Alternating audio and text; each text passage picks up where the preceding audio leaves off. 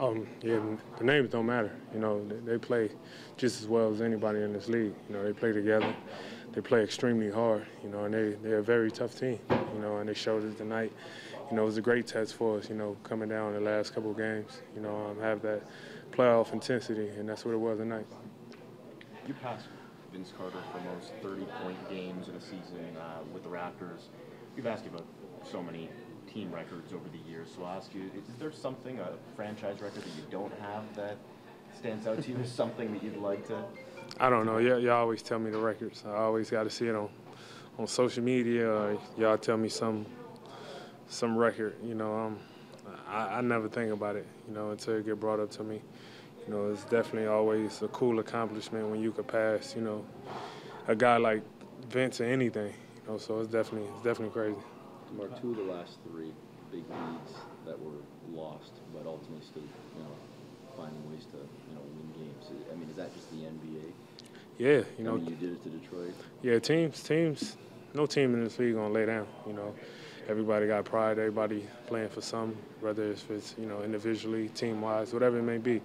Guys not just gonna lay down. You know, they're gonna give you your best shot to the end of the game. You know, and we got to be prepared for that. Is there something you guys can do for the big leagues, or is that is it harder sometimes playing with the big league?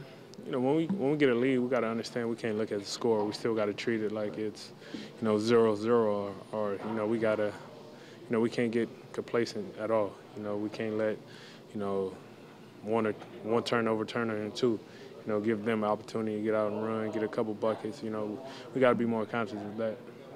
We couldn't really expect Kyle to do these Wednesday after missing a quarter season. You can't automatically be out every night. What did you kind of see from him tonight? He still orchestrates everything, you know, defensively. Just having his mind and body out there, you know, does a lot. You know, a lot of times Cal don't, you know, have to get it going scoring-wise to will us to a victory. You know, that's a great thing about him. Team still got to respect him when he out there. The whole dynamic still the same if he making shots, you know. So it's great just to have him out there. There's been a lot written and discussed about ways that your game has grown this season. Is there any one area that you think you've improved more than the rest, or that you're pleased with or proud of? I'm never pleased with anything. You know, I work extremely hard in the summer, and what happens happens. You know, and I think about it, you know, once it's over and try to get better. You know, so I never look at one thing and say, oh, I'm good at this, let me keep doing this. You know, it's just something that, you know, I just work extremely hard in the off season, and you know, I let that work speak for itself. What do you have to do in the next 2 games to get ready for the playoffs? Emotionally, spiritually, physically, lock in, you know, completely, and understand, you know, it's going to be, you know, it get real after these next 2 games, you know. Come next weekend, you know, it's a whole different dynamic of basketball, you know.